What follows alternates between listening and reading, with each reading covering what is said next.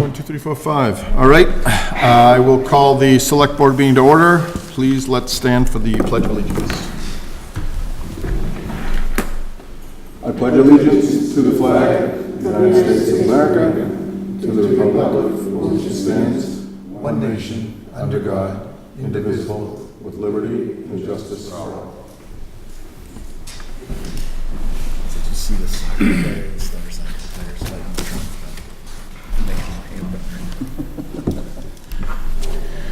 All right, so we'll open the meeting with our public forum.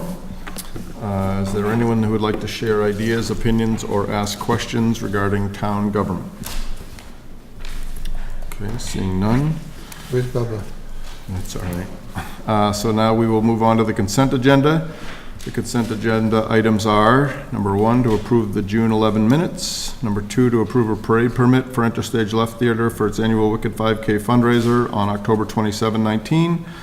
And 3, to accept the resignation of G. Michael Pierce from the Board of Appeals and thank him for his service for the town. Would any member like to break out items for a separate vote? The meeting minutes for our last meeting, there was one small change. Okay, so you'll like to break out number 1. Anyone else? Nope. Okay. Mr. Catino, oh wait, nope. So I would like to request a motion to approve the remaining consent agenda items. So moved. Second. All in favor? Aye. All opposed? Carries. Okay, Mr. Catino.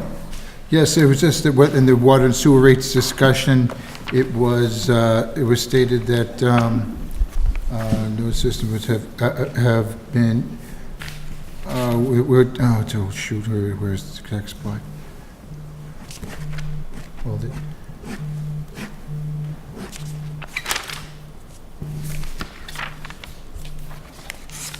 Mr. Catino expressed concern. It was noted that the Abrams Group reports of the last few years have pointed out the problem, have not pointed out the problem, is what I actually said. Okay, Mr. Kamalo, take care of that. So noted. That was my only change. All right, so if that's the only change, we'll request a motion to approve item number 1 on the consent agenda items. As amended. As amended. Second. Okay, Sorry. second. All right, all in favor? Aye. Carries. Okay. Change of manager, Zio's Quattro Incorporated, 22 South Street. Select Board will consider approving a change of manager from Kimberly Winchman to Paul Winchman for Zio's Quattro Incorporated at 22 South Street. Board members, do you have any questions based on your review of the meeting materials and what you heard from the applicant? I have a question for the town manager. If I could, please. Mr. Herr? Town manager, are you aware of any reason why we should consider anything but approving the change of manager position? First of all, Mr. Winchman, you want to come join us?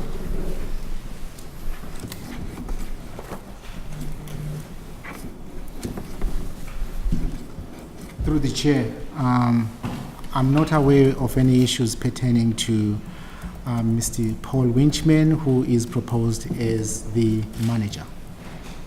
Okay, thank you. Anyone else? Town manager, Mr. Wickstrom has all the qualifications, the tip certifications, and everything that we would require of a manager. Correct, and he has many years of service. I apologize, Norman, I can't hear you. So Mr. Nasrullah asked if you were tip certified, had all those qualifications, and Mr. Kamala was saying that you do. Yes, I am. Yes, and I was also adding that you have many years of service in this industry. I would say, sir, yes. Okay. Anyone else? Anyone else someone want to make? I have a little question. Permitting comments, the Board of Health said they hadn't received their food applications along with the change of management information. I assume they have got that by now. Yes, ma'am. Okay. Okay. Mr. Catino, you want to make a motion? Make a motion to, what's the exact one? You got it right here, sorry, sir. You are? I'd like to make a motion to approve the change of manager from Kimberly Winchman to Paul Winchman for Zio Quattro at 22 South Street. Second. Okay, any further discussion? Hearing none. All in favor? Aye. All opposed? Carries. Thank you. Thank you, Selectmen, for your service and your time. Thank you. All right, so the posted, we're a little early for that. Can we do the annual appointments We can. by the Select Board? All right. Let's see. So tonight, we're considering several appointments, and I first want to thank everybody who's volunteered to serve on a board or committee this year. The appointments have been divided up so that the appointments to some boards and committees will be made tonight, and appointments to others will be made at the next meeting. I also want to note that sometimes we have more applicants than vacancies for some boards, but not enough for others. So if you don't get appointed to one, think about volunteering for another. First, let's take up the appointments to boards and committees. We have a list, and we will take them in order. Let's see, we'll go back to this. Affordable Housing Trust Fund. So, Mr. Kamal, how do we want to do this? In the past, we've just kind of, My suggestion respectfully is that the board has a standing motion to approve the candidates, and then you call out the board and call out the names. okay. Just give me a minute to get to that page on here. Oh, there's a page that has them all. So we are on, the following boards and committees will have vacancies on June 30, 2019 or sooner. Committee name, Affordable Housing Trust Fund Board. Total number of members, expiring terms, 4, like 2 years. New person, John Morris. So we have, so for this committee name, for the Affordable Housing Trust Fund Board, we have 5 members, 4 expiring. Are there, do I see that there's 3 people that are applying for the 4 positions that are open? Is that what I'm reading? Okay, that is correct. Okay. So I would, So before we jump into a Yeah. standing motion, if I could, please. Sure. How many of the various boards and positions are going to be contested that we're looking at this evening, if any? There are a few problems. Not many. Yeah, there are a few. We're looking them up, and I think that's why perhaps a standing motion might work, where you may place a hold on the positions of the boards where you have more than one applicant for a single position. Similar to what we do with the consent agenda, but the difference being... Yeah, but if you have a standing motion, then we get to one of those where there's a conflict, or not a conflict, but there's just more than we have spots for, how are we going to sort through that? You have you place a hold, and then you have a discussion, and then vote, and then move on. Okay. Yeah, All right, so we're just basically going to stop Yeah. the standing motion when we Yeah. get to those scenarios. yeah. okay. So, Mr. Chair, I would suggest that the Board of Selectmen or the Select Board put a standing motion on the table to approve the applicants whose names will be read off for each of the various committees until another member brings up a question about one of the names. Okay. I wish John Morris was here tonight, because he has applied for 3 or 4 different positions, and I'd like to know what he really wants. I mean, I guess we can put him on all 4, but... You may want them all. Yeah. You may, Through the chair, we can answer that question. Oh, good. He withdrew from Personnel Committee. He withdrew from the Personnel Committee. Okay. I'll second it. So, Is there any further discussion on the motion? for the standing affirmative motion. No. Okay, all in favor? Aye. All opposed? Abstain? Okay. All right, so he's pulled out from the Personnel Commission.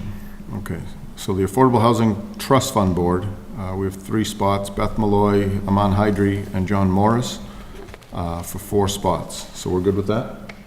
So we would just we would then do another quick vote, all in favor. Okay. All in favor? Aye. All opposed? Okay. Concom, Conservation Commission, We have number of expiring terms or vacancies for 3 years. We only have one applicant, Ed Harrow. I would like to say, all in favor? Aye. Aye. Aye. Didn't we get an email from the Yep. chair endorsing chair. a couple of other candidates as Right. well? I don't understand. So they will apply after the deadline, so they'll be in the next agenda. Okay. Oh, okay. Those will be on the next agenda. Okay. Council on Aging, there are 2 expiring terms or vacancies for 3 years.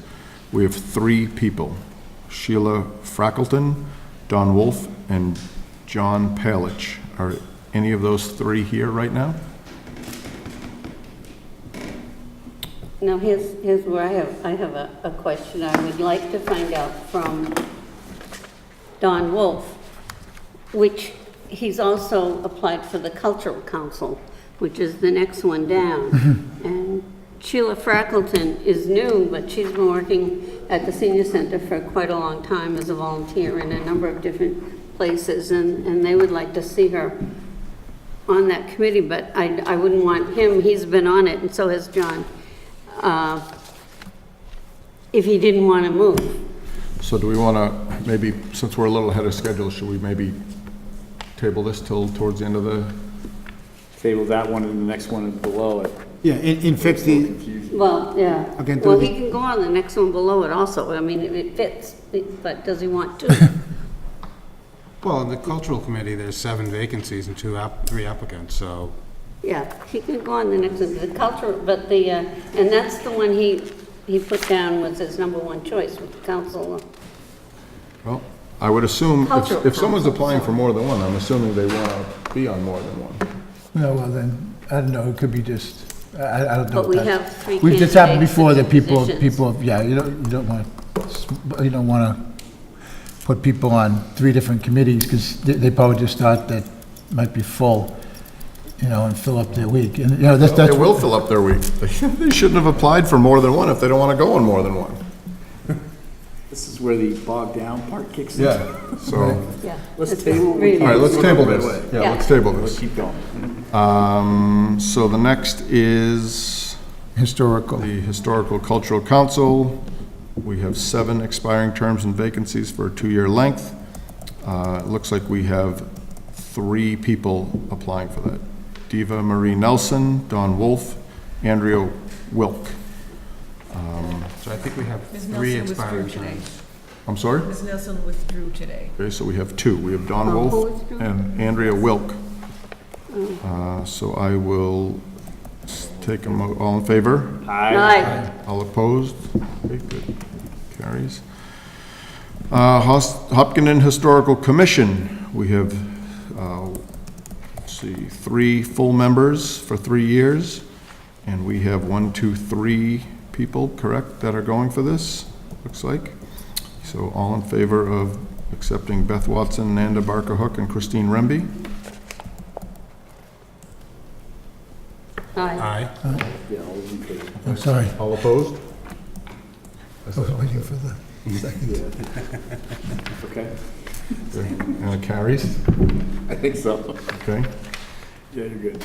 Keefe Tech School Committee, we have 1 expiring term or vacancy, and we have Ruth Knowles, who has applied, no application, but Reappointment, yeah.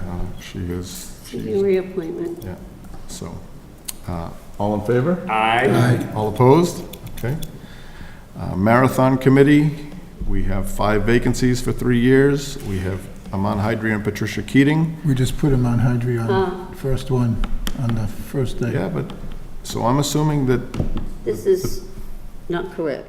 I was in touch with the Marathon Committee because I said, I can't believe you have 5 vacancies, and they don't. What happened was, Okay, hold on a second. Let's hold this till the Okay. end. Okay. oh, We okay, want to get through the ones that were easy, then we tackle the ones that can be Okay, 6 okay. hours. Thank you. Just doing my job as your parliamentarian. roger that, keep it going. Permanent building. Okay, so we are Permanent Building Committee. We have 2 terms that are expiring or vacant. We have 2 applicants, Rob Scott and Mike DiMaiaseo. All in favor? Aye. All opposed? Good. Personnel Committee, we have 2 vacancies for 3 years. We have 2 applicants, Patricia Sinicole and John Morris. All in favor? Morris withdrew, right? He did withdraw. Okay. Okay, so all in favor of appointing Patricia Sinicole? Aye. Opposed? Carries. Is John Morris going to be in the tax relief? Is he out of everything? John Morris, did he take his name out of everything? No. Okay, so. Tax Relief Committee, we have 1 term available for 3 years, and we just have John Morris going for it. So, all in favor of appointing John Morris? Aye. Aye. Opposed? Okay, good.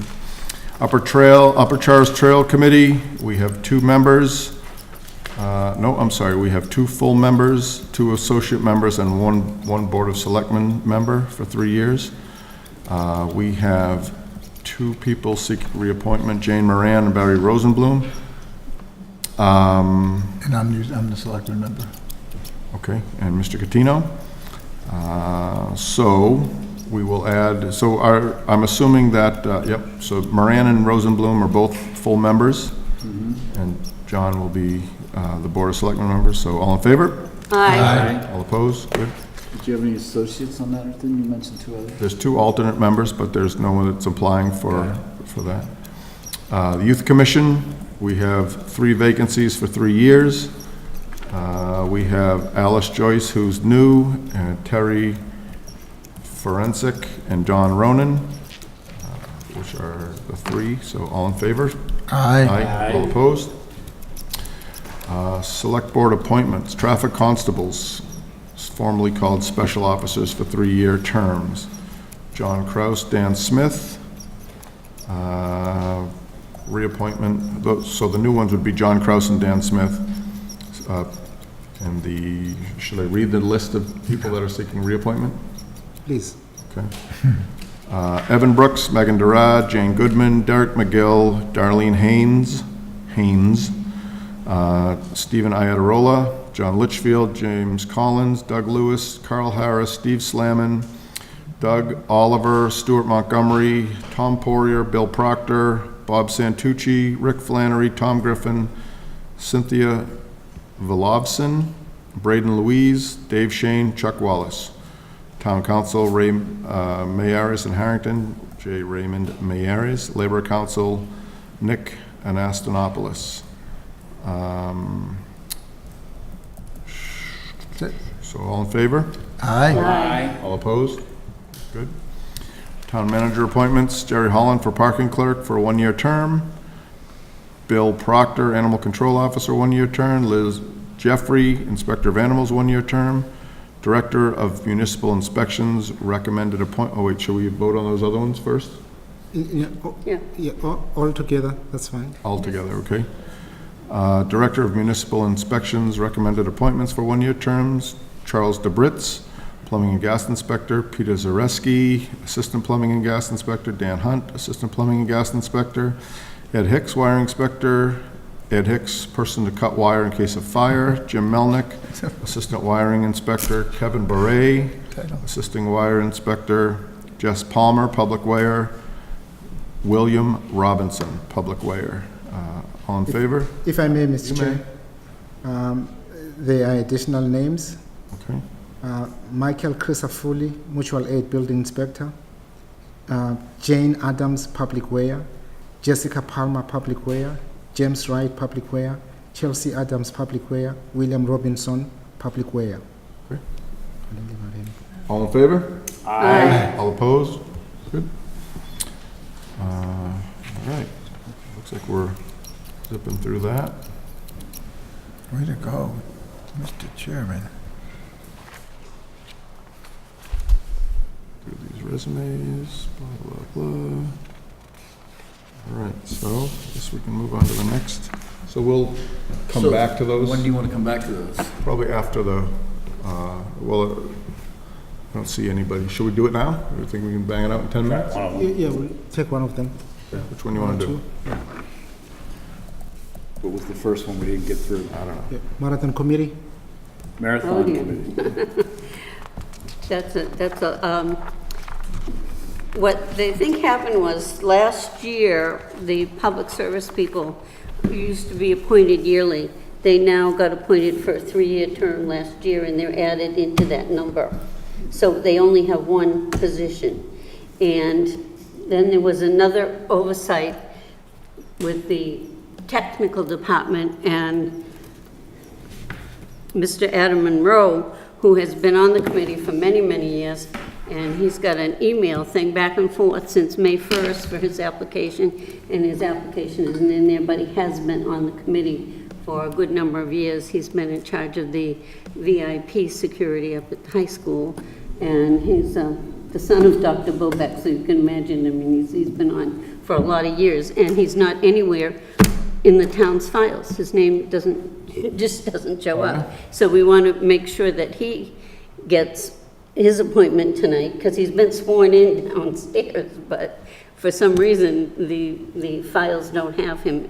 This is on the Marathon Committee? He's on the Marathon Committee, yes. And the other thing is, Chuck Wallace. We have Tad Cadillac, who has also been on the committee. Well, he hasn't been on the committee. He's been coming to all the committee meetings because he's been doing the parking up at EMC for EMC, but he would like to be put on as a member of the committee now. So there are, in There are essence, two 4 that people have now gone going through. for one spot? There are 3 people going for one spot.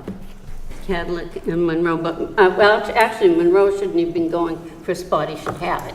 We just want to Doesn't make sound sure like we have our that he's ducks in a on row. there. Yeah. Technically. Yeah, Yeah, that next Let's meeting. table this one, yeah, Yeah. to the next meeting. Let's go next We don't one. have to do that tonight, correct? Correct. Okay, good. I would suggest. Yeah, I think we get till April. Yeah, let's figure this out. We get to April on that one. What's the next Well, one? there is something, no, you don't have to. Kamala, what's the next one? Okay,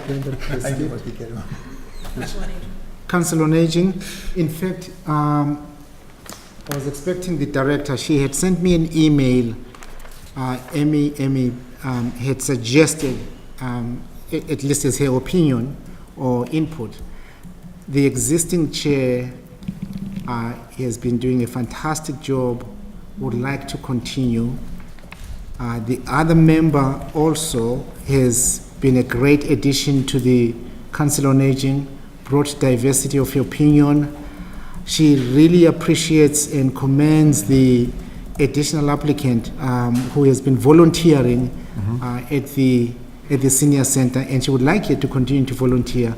However, her recommendation is that the 2 existing members continue. Okay. okay. Any conversation on that from the board? So who are those 2 members? Don Wolf and John Palich. Okay. Yeah. Yes. Okay, so I will, all in favor of appointing Don Wolf and John Palich to the Council on Aging? I said all in favor. Oh, aye. Hi, All opposed? Sorry, Mr. Chairman. Okay, carries. Who's next? It's just the timing of it, so not quite right. That's it? That's it? All right, So those are the only, Mary Jo, those are the only ones that we had to That's hold it. off on? so we're Yep. just tabling No, the the, only one now is the Marathon Committee. we're just tabling Adam Marathon. Monroe is here to speak to Hey, Adam. his We can pick up, attempts at getting his application. with the chair's permission, we can pick up item number 6. Item number 6. John Westerling, John is here. Okay. number 6. So the Select Board will consider approving request from John Westerling, DPW Director, for night work on the Cedar Street Water Main Project between Main Street to minimize the loss of water service to Cedar Street residents during construction. The pavement is too narrow to accommodate the necessary construction activities, and there are no viable detours that can be implemented during the day that would allow for the safe and efficient movement of traffic. If this request is approved, work will commence at the end of June. It will last approximately 10 weeks, and the hours of operation are 9 p.m. through 5 a.m., Sunday through Thursday. All right. Mr. Kamalo, can we have an explanation on this, please? Yes, this is a request that comes before the board through the Director of Public Works. The recommendation offered has the support of the public safety officers, and John can provide the details. Good evening. Through the chair, this is required replacement of the water main on Cedar Street, and this is the result of funds that were approved 1 year and 2 years ago for the design and construction. We met with the contractor, with the engineer, with the police chief, and with the fire chief, and unfortunately, I say unfortunately because it will cause disruption, unfortunately, the only way to construct the water main reconstruction or replacement is with night work. We looked at the width of the paved road on Cedar Street, and it's essentially from Main Street to the bottom of the hill. And there's just not sufficient width there to provide for an excavator, a dump truck, and 2 lanes of traffic.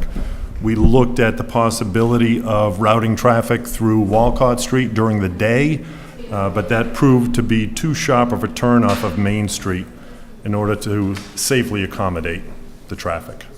So we're requesting approval from the from the Select Board to conduct that night work. Okay, is there anyone present who would like to comment on the proposal for night work? Okay, seeing none. Board members, any questions or thoughts? Mr. Herr? So 9 p.m. to 5 a.m., Cedar Street, which is right outside here, just over the way, there's houses there. I mean, that's tough duty for those residents. And I hear you in terms of daytime issues and traffic and congestion and all that. But have we had a chance to think through how this is going to impact those residents living right there, and what can be done, if anything, to minimize the disruptions to their sleep, which I assume most of them are going to be doing in those hours? So through the chair, again, I said, unfortunately, this is the only way that we can foresee the construction occurring is at night because of the traffic flow. We did look at the possibility of, for example, not doing or taking off the backup alarms on the trucks, but that was proved to be a safety problem and would conflict with OSHA. We don't want trucks backing up without the beeping noise. I guess the only thing to state is that the work in front of the homes will probably only be 2 nights worth in front of each individual home moving down the street, and that's for 2 different periods. The first is during the actual physical construction or installing the new main, and then later as they go back and they put in the services. So it will be probably 2 nights towards the beginning of the project and 2 nights towards the end of the project.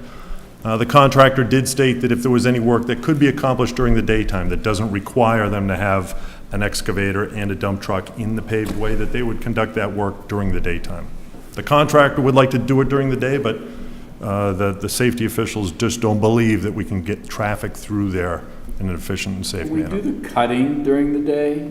Yes. Are they going to use a big blade and just cut this pavement out? Yes. Can we do the cutting during the day and then just hauling at night? Is that possible? So again, through the chair, any work that can be accomplished during the day that will still allow 2 lanes of traffic to flow, they will do that during the day. And that includes things like cutting the pavement initially. If there's any work that, again, doesn't require the work of an excavator, because the problem comes about when we have the excavator next to the dump truck in that narrow width of roadway. Okay. And have you notified all the residents of this project? We have. We went door to door and handed out notices letting them know that there would be a meeting tonight. We left numbers for myself and the project engineer and the design engineer in the event that they had any questions. To date, the only concern that we heard back was from the post office. Just they have employees that show up at 3 a.m. and they wanted to make sure that they could arrive. But other than that, to date, we haven't heard any response back. Okay. Mr. Catino? So, to that point, will we be able to have steel plates or something down for those employees so that the mail must go through? Absolutely. My father worked for the U.S. Postal Service, so I have to make sure that that is protected. That's an easy one for us to accommodate. Through the chair. Yes. So it's the end of June when it starts. That means the 4th of July weekend would be there would be construction going on. Is there any way that we could kind of move it just so people can enjoy that weekend? And Through the chair, because we had to come before the select board and the meeting is tonight, the contractor won't mobilize until after the 4th. We got a Horribles parade to run. I understand. It's The gonna other, be a beauty, too. They could make it horrible. Yes, they could make it horrible. the other thing, Mr. Chairman, is that the water main replacement is going to be a requirement for the work that's going to be done on the Main Street Corridor project. So it's essential that we get in and we replace that water main there so that the work can happen associated with the corridor project. Okay. Mary Jo, anything? No, I read it over and you gotta do what you gotta do. Good. Mr. Catino. So I will look for a motion, number 6. So moved to approve the night work when required. That would be the motion, it's kind of specific, the when required part. Second. Second. Okay, any further discussion? Hearing none, all in favor? Aye. All opposed? Okay, carries. Thank you very much. Now we gotta go back to, thank you, John. We have tree hearing a little bit later. Norman, do we have to wait until 8:40 for that? Yes, we have another public hearing. Right, we have the 7 o'clock, we're Yeah. gonna open now. Yeah. I'll be here. All right. All right, so let's see where we're at here. I will request a motion to open the public hearing. So moved. Second. Okay, any further discussion? All in favor? Aye. Aye. All opposed? Okay. So this is a public hearing, so the board can hear from the public before setting the municipal water and sewer rates for the next fiscal year. I will turn it over to the town manager's team for a brief presentation, then we'll open it up for public comment. First, we'll talk about the sewer system, then water. Mr. Kamala. Yes, through the chair, in your meeting packet, we distributed the public notice for the hearing. The recommendations are presented by town staff on the water and sewer rates. We also included the reports that were put together alongside their summaries by Mark Abraham's group, the consulting group that has helped us over the years in addressing this issue. Big picture. What I think the information presents to you is that the current financial position of the water enterprise is satisfactory for the level of revenues predicted. The projected financial position is fair for the level of revenues. That is, the current revenue is sufficient to cover both operating and debt expenses in the immediate future. However, as you will hear from the finance team, we do have concerns going forward. Relative to the sewer enterprise, as we've discussed over the years, we are facing a structural deficit, and we'll provide recommendations to the board as to how to overcome this issue, medium term and long term. At this point, with the chair's permission, I want to pass this over to the finance team, who will then outline the recommendations from staff. Great. The chair and the members of the board, we provided a summary sheet along with the extensive report developed by the Abrams Group. And speaking to the summary sheet, the first few points on that sheet review what we discussed at the last meeting. Namely, that the sewer enterprise fund is in a difficult position because of a bulge in debt service expense in FY 20 and 21, and because of a loss of revenue tied to the system's two biggest users. The sewer enterprise needs dramatic rate increases in both years, 20 and 21, to remain in the black as required by our state regulator. The need drops off after FY 21 when a significant bulge of the debt is paid off. The two options shown on the sheet, option 1 is for a 35% across-the-board increase this year to keep our position up to state standards. Option 2 raises about the same amount of money, but does it by creating an additional tier level and by using different rate increases for different consumption levels. This is one way to respond to the concern board members have expressed about rate shock impacts on low-income seniors. This is a good and innovative option, but it is not perfect because although it would provide relief to many seniors and others of limited means who don't use much water, it would provide the same relief to many people of all ages who don't use much flow but who can afford to pay their share. So it's a good option, but not a perfectly focused option. But we did think it was important to give you several options that would keep the system compliant.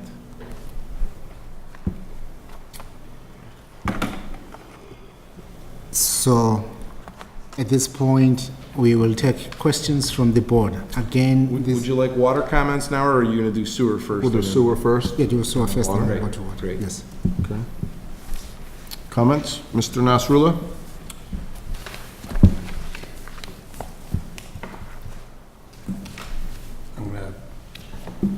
I'm gonna hold off for a little bit Okay. as I hear some discussion. Mr. Catino? Yeah, I just hope that in next year, that we have some better outlook. You know, it just seems like every year that we're surprised. We think that we have money in the bank, that we can, I remember 2 years ago, we thought that we could give a rate break to people. And then to find out that all of a sudden, wow, we're 68% short on South Street, and we're 10% down on everywhere else. You know, I'm hoping that with all this guidance, that that's what I think what we pay for. That's what we're looking for. You know, we're here to be educated, to try and make an educated decision with the information that's put before us. And in the last couple of years, it seems like it hasn't been all there, or it's just been, it's surprising that we were down. I believe it was 68% on South Street. That should have been, somebody should have at least thought about that. Where with Lonza gone and some other ones, we should have put that into the calculation 2 years ago, because Lonza was already gone for 3 years at that point, and said, hey, we might show something might come up. Then I wouldn't even consider doing a rate cut before. 35% is insane. I know that Mr. Kerr is going to pick up on that one in a couple minutes. But, I just, we have to do what it takes to keep the system going. But we definitely need better research and insight for next year. So it's not a big surprise to us and to all the ratepayers. Sir, we hear that direction, and we understand it fully, and we are very strongly committed to giving you all the information you need to keep track of this on a multi-year basis. And I must say though, I do love the real-time changes, that we can actually watch the graph change right this year. That really does help. What 2%, what 3%, what 35% will end up doing for the system. So thank you for that. Mr. Herr? Wasn't there some discussion with the team about a fixed number for the senior population of some kind, or? The tiered. Mr. Yeah. Kamal? Is that what this tiered thing That's what we're the talking tiered about is? I thought it was more of a Yes. fixed number. Yes, you raise a good question, and in fact, even in speaking with the chair, he did raise this question, and I will pose it to the team as well as to the board. Other communities do provide relief for seniors that is based on qualifications contained in the property tax relief program. And I think the question that Mr. Tedston put forth, which I believe is also what you are getting at, is, are there any opportunities here in Hopkinton to do the same above and beyond the tier program? Exactly. so we have some, I'm prepared to discuss that if you're interested in some information on that. Yeah. Well, approach. that was my question, was, well, would you please explain the options, the tier? Sure. So the two options that are presented there are just for rates for everybody with no respect to special conditions. The first option is just a flat increase that the system has done before, and the second option just creates another tier, which would help all the low-level users, whether they need the help or whether they don't. But there are other opportunities here.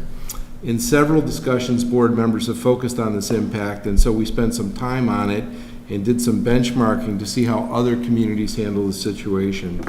Many communities offer sewer or water discounts to some users, and I looked at 5 communities that took different approaches. Ben, can you give that out to them? There are really 3 factors that are commonly considered in this kind of effort. Factor 1 is who is eligible. Some communities use more restrictive criteria, and some communities use less restrictive criteria. On the very restrictive side, the town of Maynard started with a really generous program, but scaled it back to where it now only applies to people over 70, not 65, and only to people who are receiving one of the property tax exemptions already. So you would have to be a disabled veteran who's over 70, or a low-income senior who's over 70, or a blind person who's over 70 to get this. Other communities grant a discount to people who are over 65.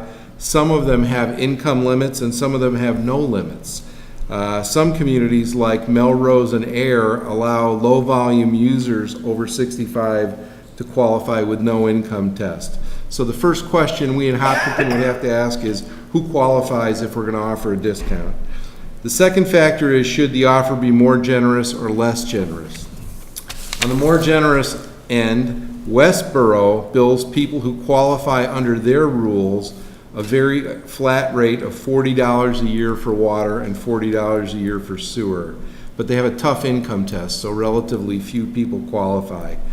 For our average sewer user, that would be a discount of over 90%. On the other end of the spectrum, Air offers a 10% discount to people who qualify under their rules.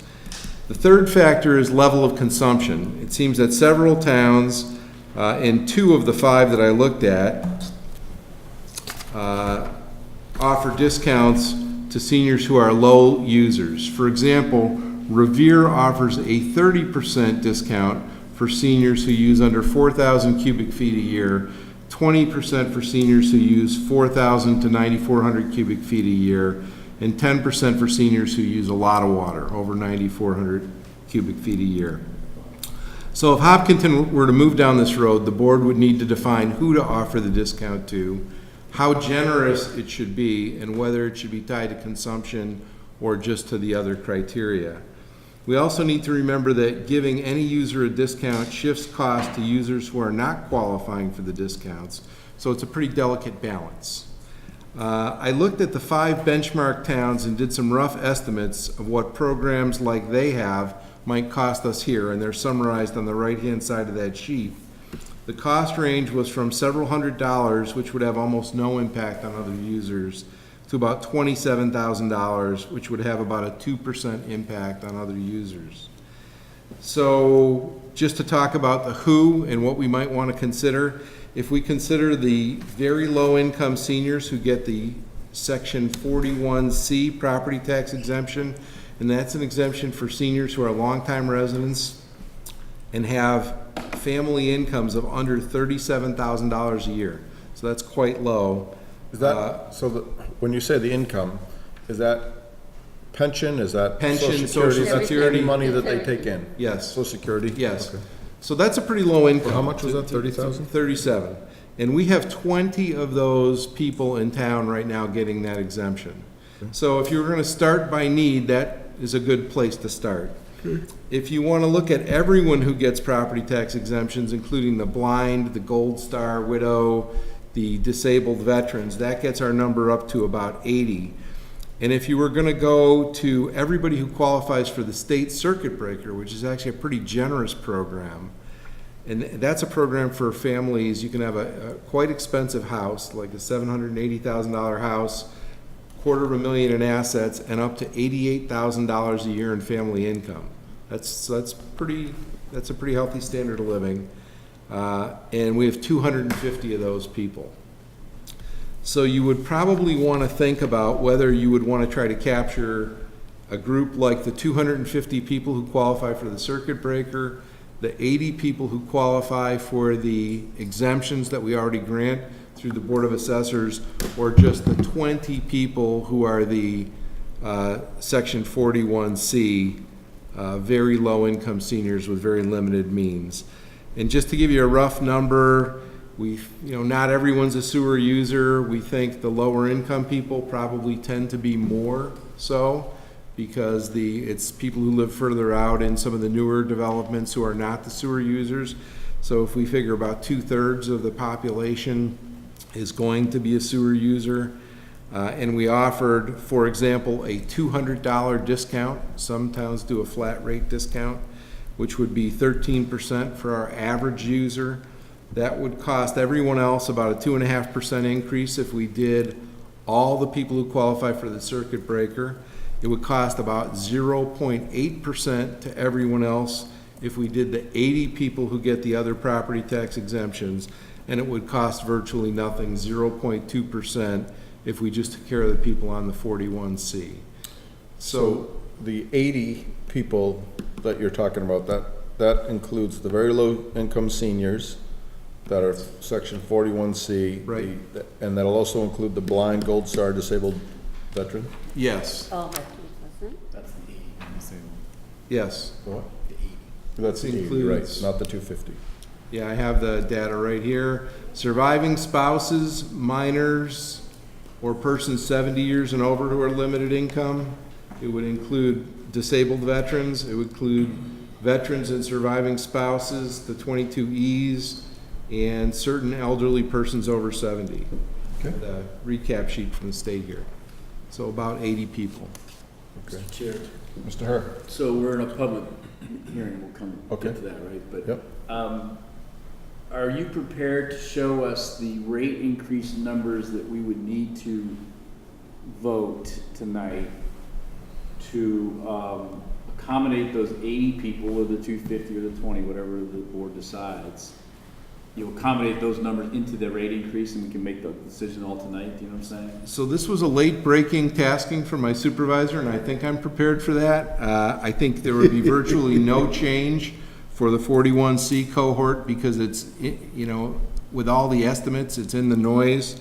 I think if for the all 80 of the people getting exemptions, would probably be prudent to raise the rate by 0.5% from 35 to 35.5, and probably to 37 for the, if you wanted to hit everybody on the circuit breaker.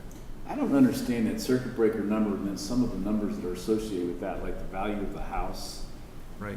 I mean, the income I can get, because, income can disappear very quickly if you're living in Massachusetts, but the value of the house, almost that income don't seem to apply. I don't understand that so much. They really wrote that law to be very, to not weed people out too soon. And I think the sensitivity was to people who have been living in a nice house for a long time. It is appreciated underneath them. But the number's 778, isn't it? Oh, I see what you're saying. And I think it also has to do with your taxes and your water and sewer bill. That's another, Altogether can't be more than 10% of your income. So, have to be more than 10%. yeah, They have to, in so. order to get it. Have to be. So if you could have a house here above the average house, you could have a $700,000 house, and if your water, sewer, and taxes were $10,000 and your income was $87,000 and you were a married couple, you would qualify for this. So I can see how somebody's been here for a long time, they've got this house that's worth a lot of money, but That's it right. wasn't necessarily coming from their income and their mortgage and Right. everything else, that they Right. got this big Right. expensive house, so. That's who it's meant So- for. That's why I'm a little bit more Inclined? inclined to think about that grouping as well. Yeah, me too. And some towns create their own means test. They'll pick 50,000 or 60,000 in income instead of using the state circuit breaker at 88.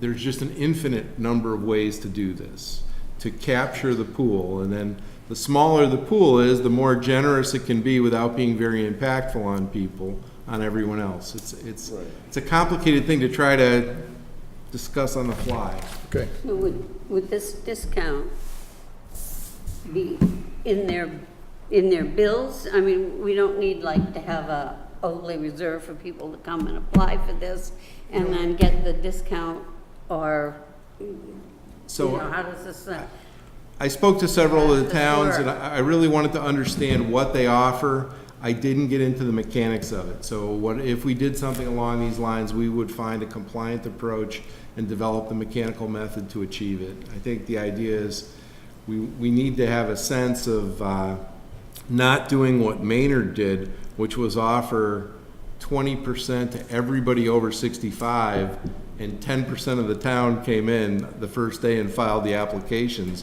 and they were overwhelmed, they had to back off. So this might be something where we start slow and expand it after we get some experience. You know, there are many approaches to this. now this three-tier option is for the percentage, but it's for users only, it's for the lower water users. Right, yes. And so we think, you know, the Venn diagram of low use and low income is not perfect, but we think that the low use may capture a lot of older single people, but it also captures people who spend half the year in the south of France. So it's not perfect. Okay. So, and in defense of your boss, I tasked him with this job at about 1:30 this We afternoon. thrive on this kind of, we thrive on It this isn't kind your of boss opportunity. that's being a pain in the... So no, I think this is great, and we had done a lot of work on it. We were looking at it. We didn't do all this today. We've been looking at this and discussing it, and really trying to respond to the comments of the board. And we think our role is to provide you with the information you need to make good policy decisions. And this is an interesting thing that other communities do, and we thought you might want to explore it. Yep, excellent. Okay. So I think through the chair, what you are hearing from staff is that the board considers the options provided. The tiered option, I think, would be advisable because it lines up water and sewer, so we follow the same formula.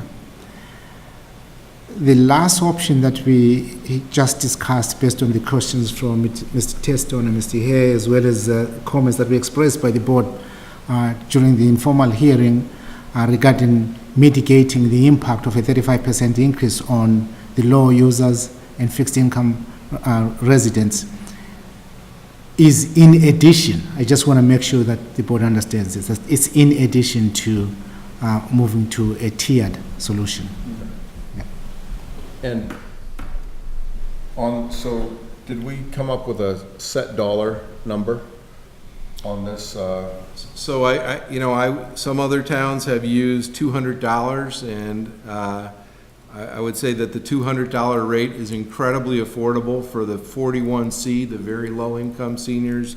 It's pretty affordable for the group of everyone getting exemptions, and it's on the expensive side for the whole group of people who get the circuit breaker.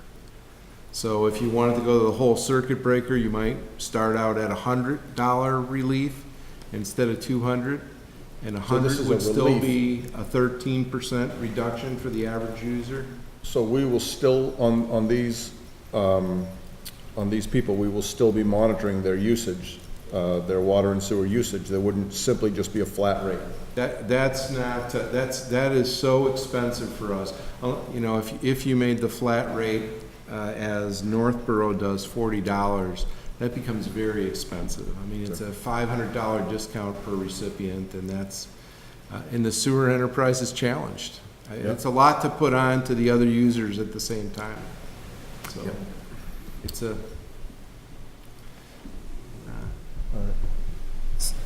So this could So be the a re- start slow, Yeah. you know, one start slow approach would be a $200 discount for all 80 or all 20 of those groups of recipients, or, you know, $100 for all the circuit breaker people.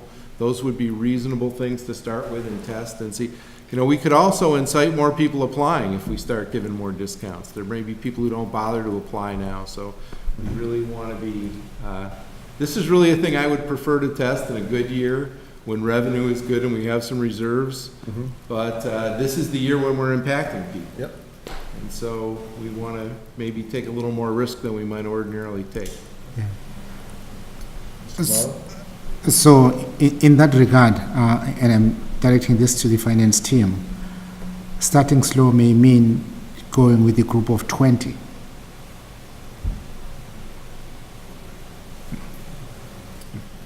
The 41C, I mean, there's no argument that if you own a home and are living here and paying our taxes and rates, and you qualify for that 41C with an income of under $37,000, that's a pretty substantial level of need. Having just gone to Price Chopper last night, that's a pretty needy group. So say we were to apply that $200 discount to the 80%, which includes that 41C, blind, Gold Star, disabled veteran. Right. I would recommend then, looking at it right now, that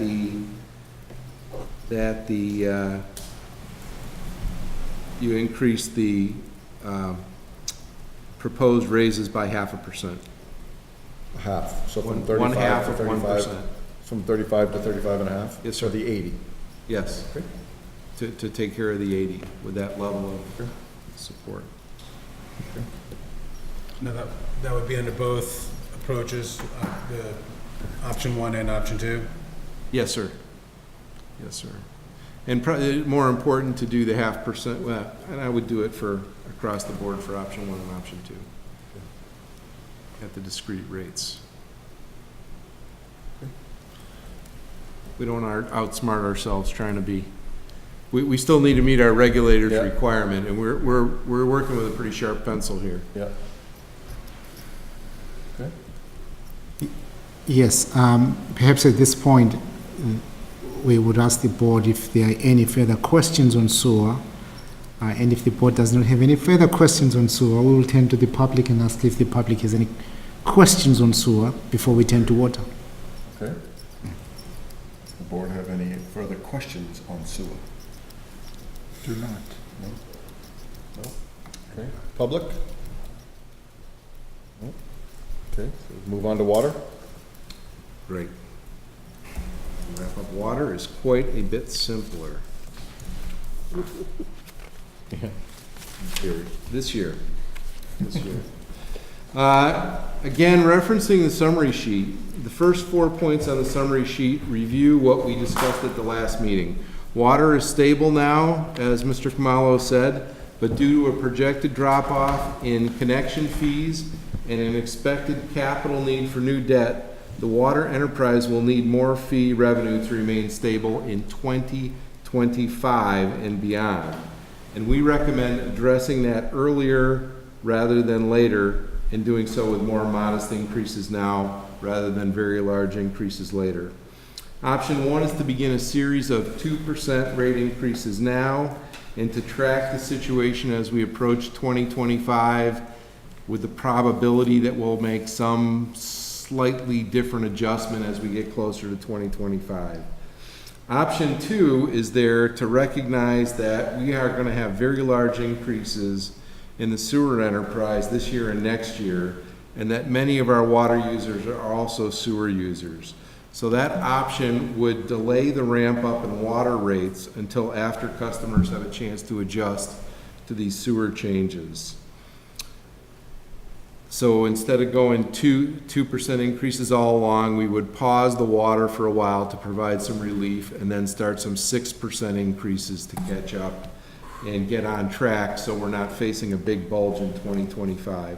The most important thing to remember about water is that no action on rates for several consecutive years will land us in a situation similar to the one we're in with sewer in 2025, where a very large rate increase will be required. So because of the situation with sewer, we're providing option 2 as a second alternative.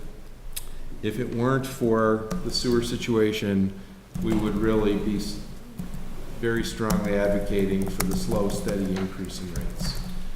But this could be a tough year for our users.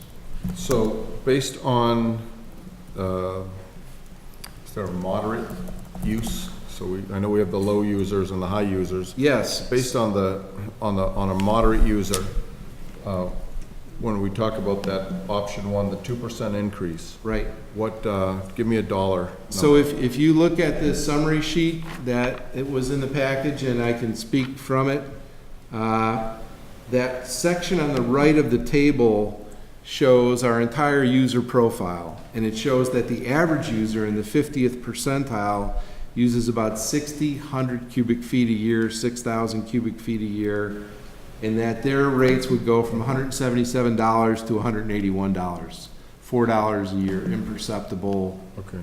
nearly imperceptible increase.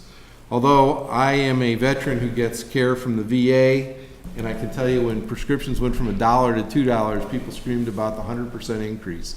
So there will be a small number of people who can still find a way to not like this very good story with sewer, but you know, that's a pretty low impact. And what we did there is show, you know, and for people at the very bottom who use almost no water, it goes from $51 to $52. It's $1. And then you see the big top users, and we have people using 250,000 cubic feet of water. And I thought my kids took long showers, but that is a lot of water, and they would have a $66 impact. This is a residence? Those are the top 15 users in the whole system. We have residences over 100,000.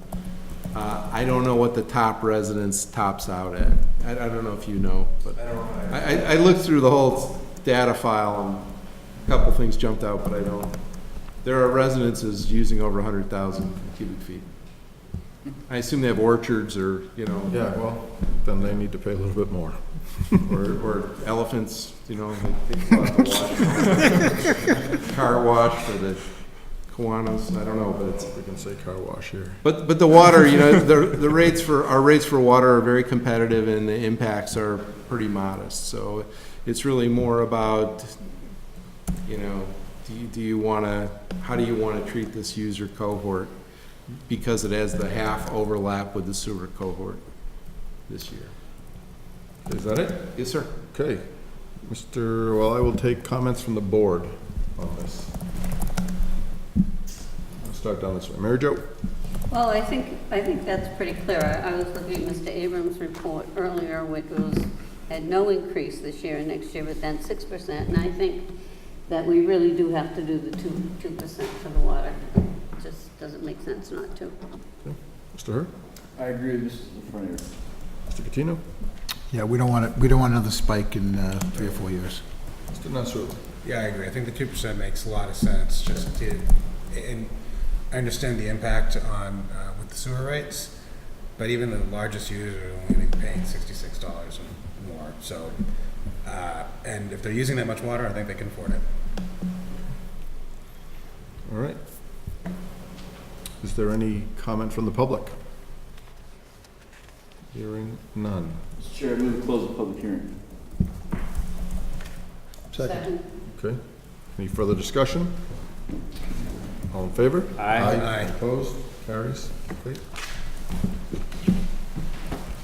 Through the chair, you know, it's funny, you know, 2 years ago, I would have been arguing, what do we really need, a 2% increase? But with the 35% increase, it's like, okay, only 2, it's not too bad. But it's still, it's a shame that we don't have enough users for both water and sewer. And then, that's on us as a town, the chamber and the town, the planning board, the zoning, and everything else, to do what we can to try and attract businesses to utilize that $16 million betterment that we did for South Street. We really do have to work hard to attract businesses to our town, whatever we can do. So I will, Mr. Kamala, would it be appropriate for me to request a motion for option 1 on the water? Would now be the time to? Option has 2%. Yes. Correct, please. Sounds like the board was in agreement. That's the only reason why I'm, Yeah. Yeah. we can Yes. Take care of that. Yeah. Right. so I will take a motion to, I'll make a motion to accept option one on the water. Second. Second. Any further discussion? Hearing none, all in favor? Aye. All opposed? Okay, that's good. All right, so now we'll talk Yeah. about sewer. If I may, through the chair, and the motion will reflect that the new rates are effective July 1, 2019. And that was at 2%. That's, 2%. Yeah. Okay, so I guess we gotta talk about the sewer enterprise and the option one, option two, or something in between there. So, So one thing that concerns me about the option two, where we have the rising levels, or the rising percentages, is conservation, basically. I mean, when people are knowing how much of an increase, their bills will be, we're gonna have some conservation. People want to lower the amount that they're using, and then I ask, will we still have enough money, to make up for all the conservation? As opposed to just going 35% across the board, where everyone's getting hit the same. So, Mr. Chairman, sir, both options provide the same amount of money. We talked briefly at the last meeting about this issue, the elasticity of demand, that if we raise rates this much, use could go off. And the town accountant just came and whispered that in my ear again, that we should be aware that there's a possibility that use will go down. So we have a lot of things going on. We have some growth occurring. We could have some decline in use from the rate. When you're already raising 35%, I think my preference would be to, if we have a use drop, we explain it to the DOR and we adjust next year. Okay. And we're making a good faith effort to solve this problem. It's a large, substantial, compelling change to stabilize the system. We know we're signaling here on recorded public record the need for another rate change next year. I just don't know that you want to go too much farther with, rate changes in case use drops off that could themselves lead to more use dropping off, right? It's that negative cycle. And so it's an excellent question. How do we hit the sweet spot without doing even more damage driving users out? And it's an excellent point, and I'm ready to make the argument to DOR that we're doing a good job. And a very conservative person who never wanted to come here and get yelled at by you a year later would tell you have to raise them 42%. It's because we could have this rate drop, but we're trying to be sensitive to the rate holders as well. okay. Rate payers. Board, well, I guess, Mr. Catino, you're the next guy up on the prices, right? no, there's not much we can do at this point. We're stuck with this, and we have to solve the problem, and it's going to be a tough pill to swallow. People are going to be upset, but There's nothing we can do about there's it. nothing to do about it. But you had a great proposal there to try and alleviate it on our most marginalized people. Mr. Hurd? Are we still on option one or two, or are we on option one or two and the 80 or 250? I think we're on option one or two right now. Including the 80, or tackle that separately? Because the board is deliberating, I think the board should look at this comprehensively. So It's include either option one plus, Okay. yes, or option two plus, yes. All right, so, Mr. Hurd? So, in general, and I think it's an important comment, not because I'm saying it, but I just think because we're running a business here. It's the water and sewer enterprise business. We have customers. We have a couple of big customers that have gone away. And I've run a lot of businesses over the years. There's a lot of people in town. And when you lose a couple of big customers, you have to adjust. And sometimes that adjustment is very difficult. And that's what this is. That's what it boils down to for me. It's not like, for 6 years we sat around and did nothing, just watched the sewer and water implode, but in the last couple of years we've lost these customers, and that's caused a big challenge. So I think it's important to get that out there. And as a result, we have to adjust. So my view would be to do the tiered approach with, I'm between the 80 and the 250, somewhere in there. I'm kind of stuck. I'm not sure which one. Okay, That's what I have for at this moment. okay. Mr. Lafreniere? Well, I have to agree with Mr. Herr. I was for the tier approach where the lesser water users get a break, and the more water you use, the more you pay. And, we might get some conservation with that also, but I think the tier approach is the logical approach for us. Okay, so, I also feel the same way that you guys do on the tiered approach. I like the, option number 2 with the 80, with the section 41C, which includes the blind, the Gold Star, disabled veterans, et cetera, and not including up to the 250.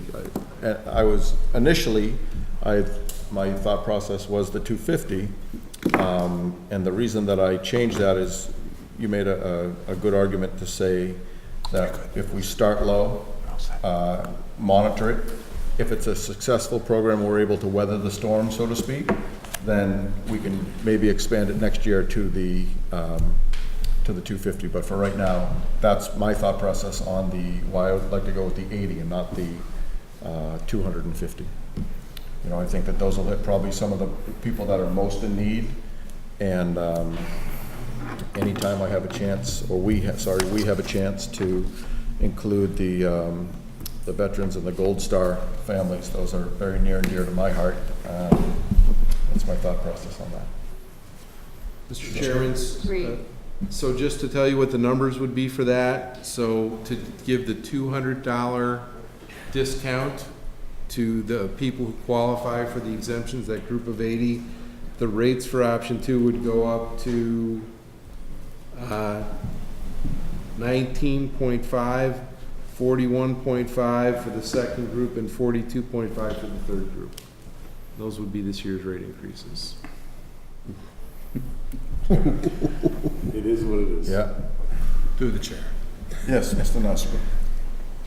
I want to give a pitch on the 35% across the board. Okay, when we're talking about a tiered approach, we're saying that if you're using X amount of water, you're going to get this. And if you go up, then you're paying a higher amount per gallon, right? You can also reduce your bill by using less water. So if we went, what the question I'm raising is when we have the tiered approach, I think the final number that we're going to get at the end is a little nebulous. We're not sure what it's going to be. Whereas with the 35%, we know that there's going to be some conservation, 35% across the board. We know there's going to be some conservation, but I think that final number becomes a little more definitive, right? And I fully support the 80 people, the Gold Star families, and the extreme poor, and they, the 35% is when we give them that discount, it's certainly not going to impact them as hard. Sure. So I'm actually in favor of the 35% across the board with the relief for the 80. Don't know if this is Mr. Cardy or Mr. Westerling. Can you give me a percentage of houses in town that use the lowest tier, the middle tier, and the highest tier? Approximate. Oh, Sir, I can actually give you that. So the first tier for under 10 would be 20% of the people use. Okay. Nope, I'm sorry, that's the 10th percentile. Nope, it's less. It's less. The 10th percentile is 2,000 cubic feet. So it's somewhere under the 10th percentile that use that lowest tier. And then if you go up to the 8,000 cubic feet, you're talking up to about the 70th percentile. And then above that is the top 30%. Question of tiered versus flat. I'm there too. Thank you. Mr. Cardy, if, does the tiered approach dissuade some of the water sprinklers I've seen on in the last couple of weeks, do you think?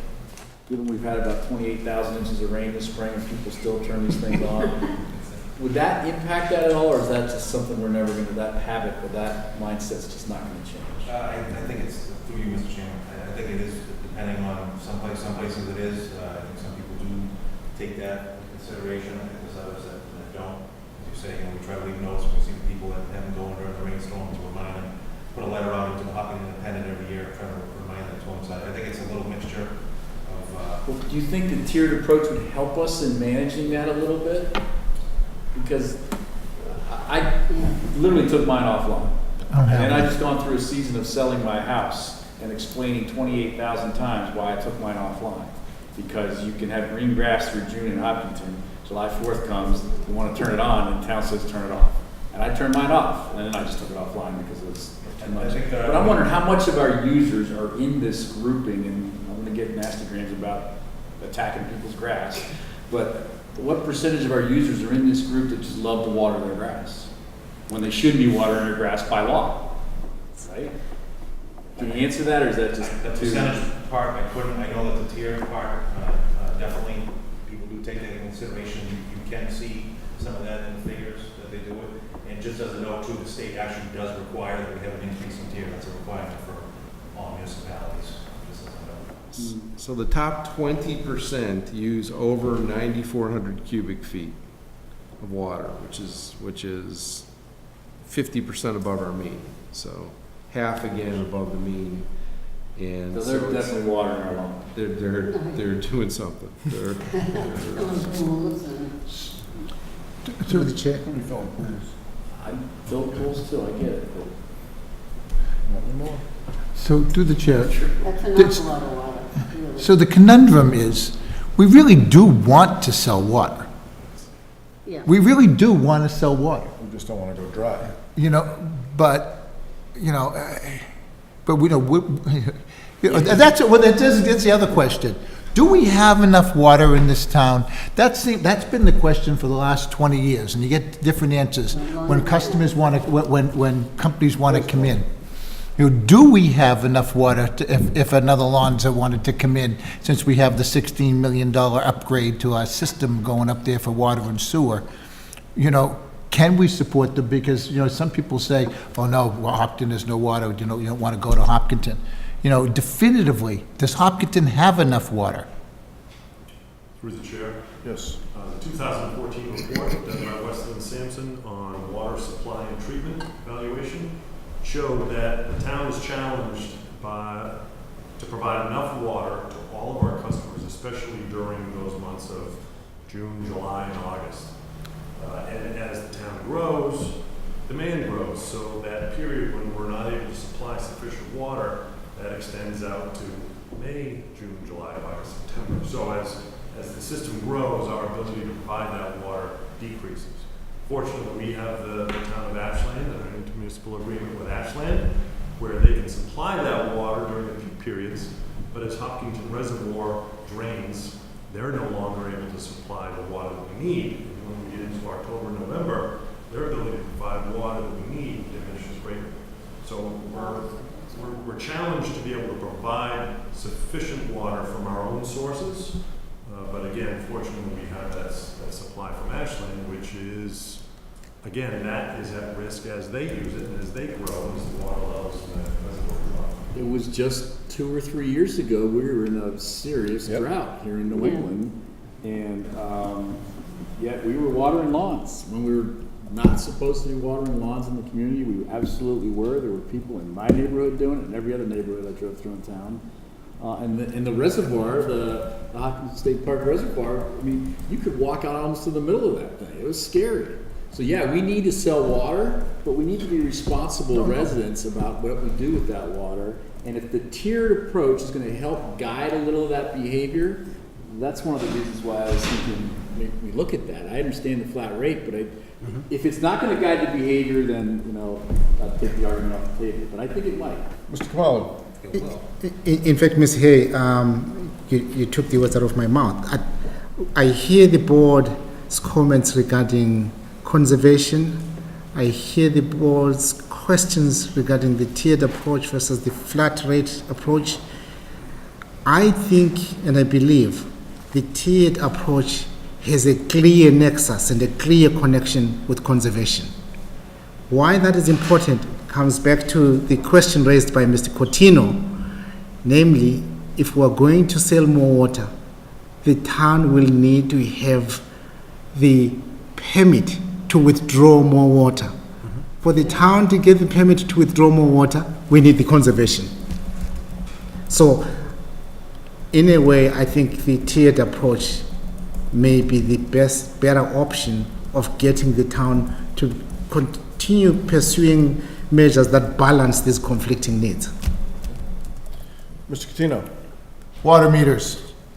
Will we ever go more than half the distance to the goal line? Remember, it was like, Mr. Catino, 10%, we're going to do 10% a year, but then when we were growing at that same rate, then it just seemed like we were never going to catch up. Are we ever going to catch up? Through the chair, water meters ties into unaccounted for water and non-revenue water all at once. So a couple of points on non-revenue water. We offer conservation kits to our residents. We conduct annual leak detection surveys. Last year we found 2 small leaks that we repaired right away.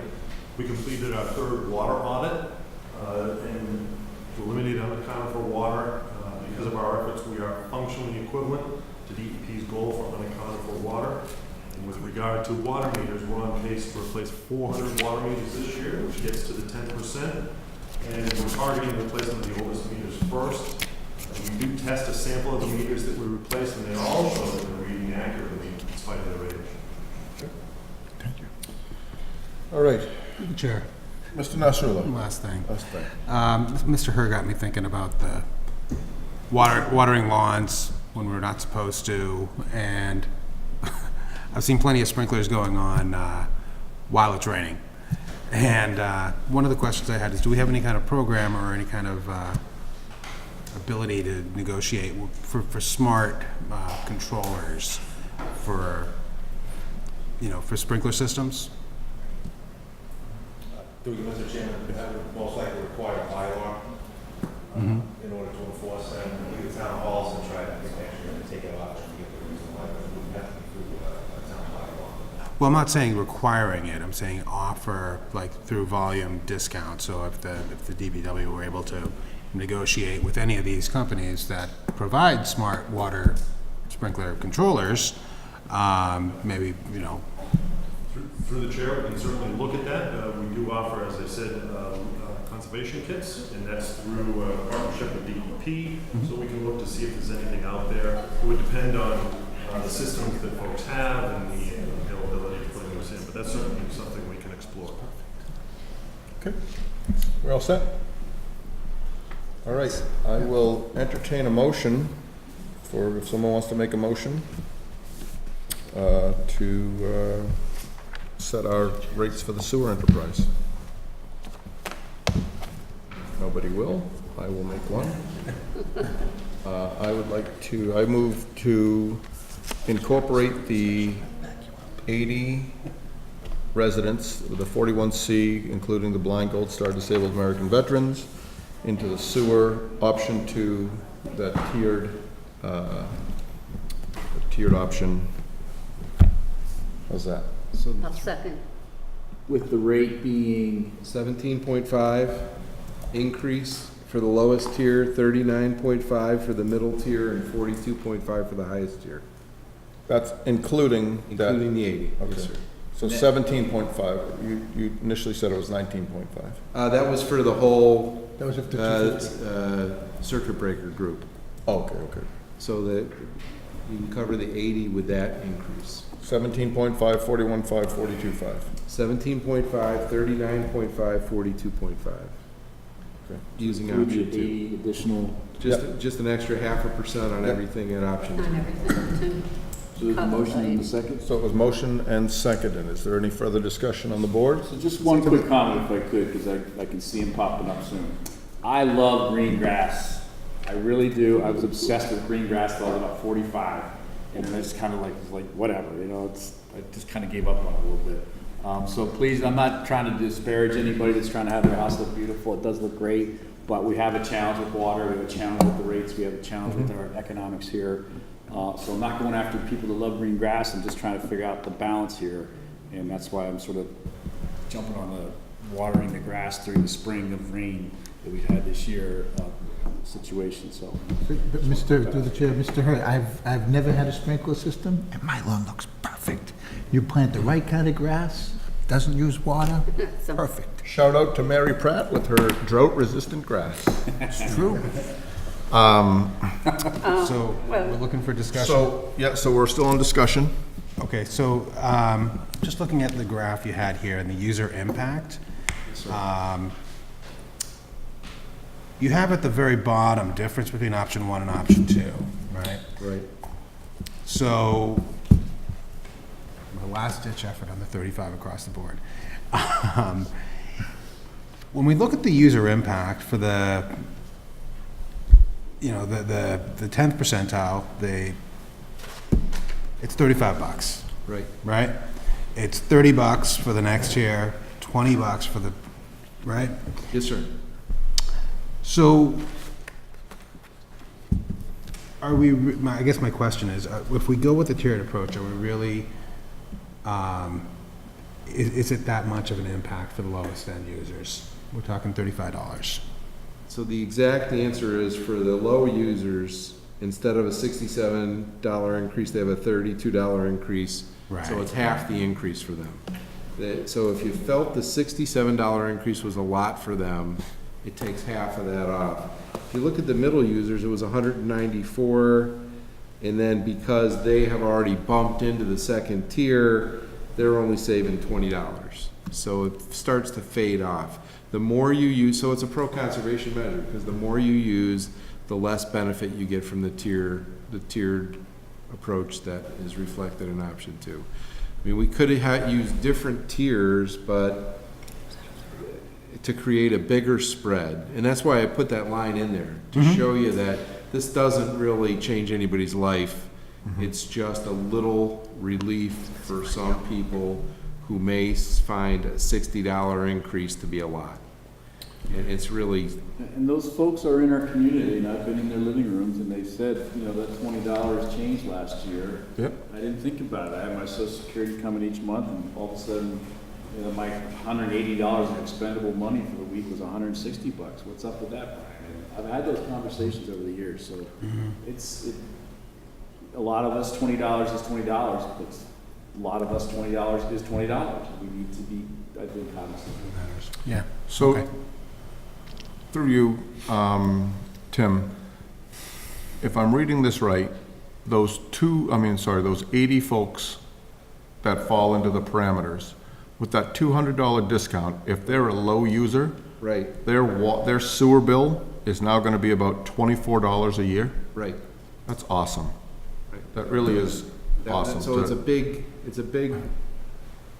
for them. It's giant Right. for those people. It really is. And I'd like to thank you, and I'd like to thank Mr. Kamalu for jumping on this on such short notice and getting this done. It's, you know, the seniors have always been pretty close to me and a driving force as a selectman.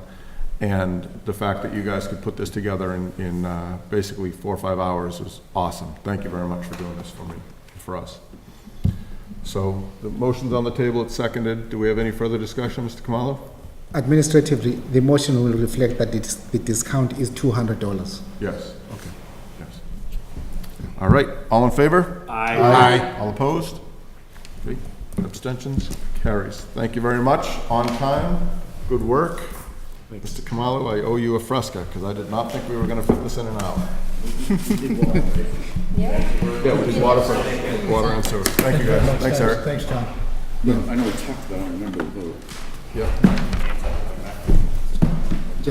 Again, Mr. Chair, through you, I really want to thank John Westerling, Eric, Mark from the, Matt from the Abrahams Group, Tim O'Leary, Ben Sweeney, Dave was somewhere here, I can't see Dave, They've done a fantastic job getting us ready for these discussions. Really was, it was, Yeah, thank you, appreciate it. yeah, thank you. Thanks for the interactive part. It's hard to believe that I'm actually excited for a 35% increase about it, but it really, I think the team should be ready to get a few phone calls asking how this is gonna impact our seniors. I'm sure folks will be reaching out to them Thank you. quickly. Yeah. yeah.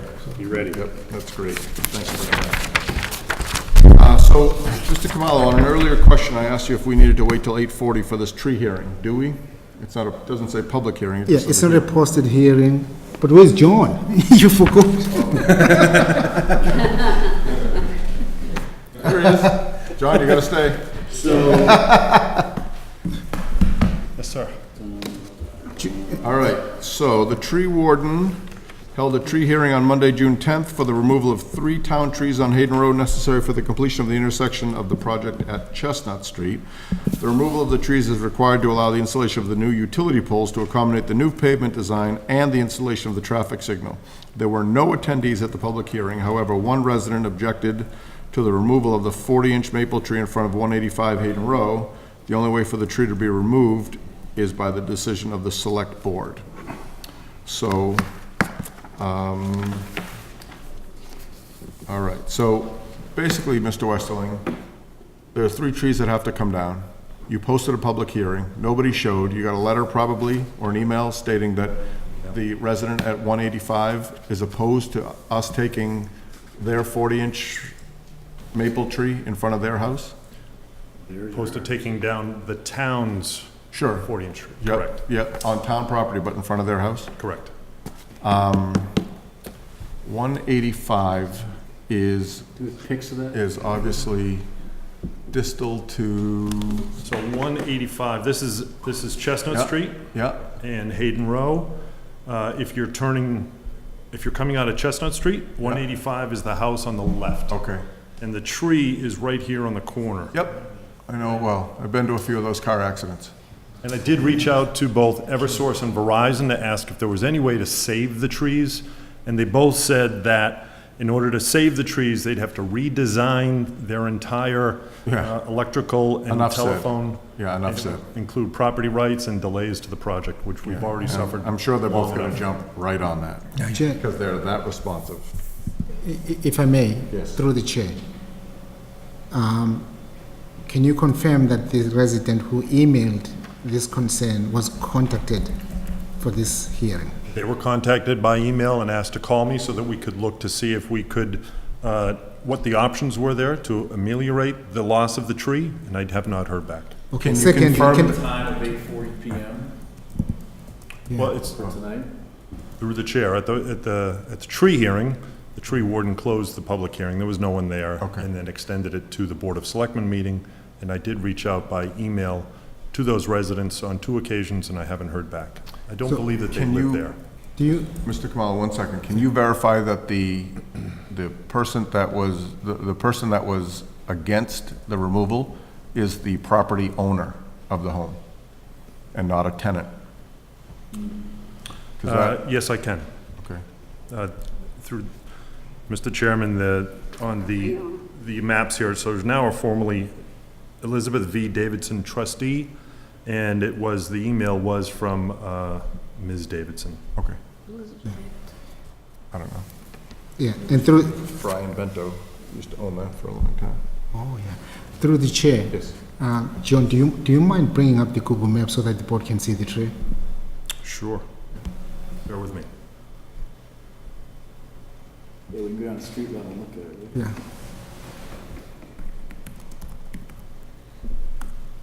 Did you get your bucket truck yet to remove said tree? If that's, No, sir.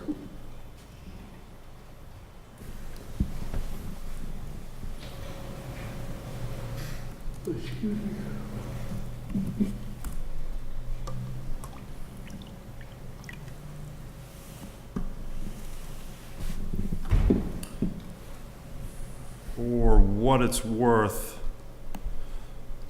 so it's this tree here. yeah. And for what it's worth, I had a discussion as I was seeking a quote from Joe Regan Tree. He said that this tree, the top has fallen off several times. There's nothing left of value to the tree. These are all Okay. suckling limbs that have come in afterwards. It is an old tree, however, it is in the way, and we can certainly look and work with the property owner to put in shrubs or bushes or a couple of smaller trees back to where that was. Good. All right. Any discussion, further discussion on the board? I just want to reaffirm what Mr. Weston just said there. So we're going to take that tree out Yeah. and we're going to put in some low, Perhaps. some low height plantings to soften the corner a little bit. We'll work with the property owner, as we have with the other property owner across Chestnut Street. We'll work with that property owner to see what we can do there to lessen the impact of losing that tree. Okay. All right, as long as we're Good. giving her an option. We're good? Oh, yeah. oh my One God. last look. Just the Here's- fact that it's dying, Yeah, look at that. Here's a good look. You can see that the actual trunk of the tree has gone, Yeah. and these are just lower branches that are yeah. that's a branching no-go. up. That makes it easy. So, Mr. Nestor. Sorry, is it true that this tree is really dying? I mean, is that what the tree warden is saying, that it's gonna fall on its own, or? Through We the don't- chair, if it were dead or dying, we would have removed it out of right, but because it's not, we had to post the tree hearing. And again, here's another angle. You can see that the trunk is gone. Yeah. The top of the tree has gone. So these are, I suspect that what I was talking about with Mr. Regan, the top of the tree here is rotten. There's not a lot of value left to this poor old tree. A concern that I have, Mr. Westerling, is if we take this tree down that is in, I guess you'd say, in disrepair, I would not want the town to be on the hook if the property owner wanted to replace it with 7 or 8 12-foot tall Japanese maples at $8,000 each. So there would need to be, I'm glad with kind of making some ground cover, some shade or whatever, but it can be a beech tree from Western Nurseries and not a couple of 6-foot tall Japanese maples. We're under no obligation to do anything. Okay, By good. law. We're trying to be reasonable and accommodate. I can understand it's going to be a change for that resident. Okay. But, yeah, I totally agree with you. It's kind of open check. Right. We're just trying to sort it out. I hear you, Mr. Chairman. Maybe come unreasonable and say, yeah. Mr. Kamalo, on the left side of that screen, right there, is that a double pole? It's like a double pole. Yeah. Couldn't be, though. They've got those all taken care of. That's going to be, that's going to be. Exactly. Yeah, that'll be. Yeah. So, all right, so I will, John, you want to make a motion on this one? If we're ready, are we ready for a motion? Okay. If I seem rushed here, it's because it's my daughter's birthday today. I'm trying to get her. I'd like to make a motion to approve the removal of a town tree, the 40-inch maple, in the Hayden Row right-of-way in front of 185 Hayden Row, so as to allow for the work necessary to complete the Hayden Row Chestnut Street intersection project. You have a motion, do I hear a second? Second? Second. Okay. Any further discussion? All in favor? Aye. All opposed? Carries, good. Mr. Westland, thank you very much. Thank you. Moving on, Town Manager's Report. Yeah, 3 items through the chair. Hopkinton Sustainable Green Committee. I'm requesting board authorization to review the charge for the committee and also offer recommendations to the board at a future meeting. Reasons are twofold. One, we have 2 members of the old committee who have continued doing fantastic work, bringing advantageous and beneficial grants to the community, working alongside the town facilities director. And then most recently, I had a meeting with a couple residents who are so passionate about this topic and they really want to get involved. So based on those 2 things, I'm asking the board that perhaps we should take a look at the charge and see how we can Absolutely, I'm good make with some that. recommendations. Board Yep. good with that? Yep. I think it's great. Wonderful. I know that Sherburne and Holliston are working Yeah, I together just saw on this that. program, I so, just saw that one in the newspaper yesterday, Holliston. yeah. All right, next. Yeah, Main Street Corridor Project. First off, and this is not in my notes to the board, we had a fantastic meeting with the chamber this afternoon. Good. Received very valuable feedback, specifically on what we could do to continue to improve the quality of the project. And several things were discussed. One was making sure that the trees that are planted are indigenous. Two, that we review continuing the flashing pedestrian sign that is in front of Town Hall. Number three, they also had suggestions on being clear on where we are adding recycling receptacles and also parking for bicycles, especially along the stretch of Main Street between the intersection as well as Hayden Row. Again, very good meeting, good feedback given to us. The business community continues to desire details on how the business district will operate during construction. So we're going to look into that further. And finally, they also suggested what I thought was a great idea, that there be a clear point of contact for the business community during construction. Good. And, FY19 year end. yep, Great work done by the accounting manager's office, Janet, Dave, and everybody else. They are now finalizing the FY19 year-end processes. In my memo, I did mention a few things that I think are of interest to the board: grant balances, encumbrances, year-end transfers. These do impact our free cash, and as you know, the board will also be reviewing year-end transfers at your next meeting. good. All right, liaison report. Is that all you got, Mr. Kamala? Yeah, that's it. Okay, liaison reports. Mary Jo. Well, other than, I'm meeting with the Tax Relief Committee tomorrow morning, and then I have talked with the Board of Assessors, and I've talked with the Marathon Committee, and I was speaking with some of those on this new, that want to be on the new Green Committee, and gotten some feedback from the Historical Society on the house on Main Street that we're trying to get declared historical, so Okay. that's it. Mr. Herr. The new chair of the school committee reached out to say hello, just wanted to begin a dialogue about sort of the upcoming year. And I told her we'd get together sort of mid-July, late July, after I get through a couple other things. But the school committee is eager to work with us next year, and looking forward to having that conversation. Yep, it's a very amenable board right now, I think. Mr. Catino. Well, last week was a whirlwind week for the BAA liaison. After the release of the RFP, the BAA had me in for a meeting at their Boston office to discuss the impact of it and what they could do to help. The CEO, Tom Grilk, said he's enthusiastically supportive, and whatever support that we need over and above the support Hopkinton already gets for the police logistics. And then we had the newspaper article in 25 on that. It was wonderful. And then today, I went to the economic development seminar that was put on by the Senate President Spilka from the Mass Office of Travel and Tourism was there.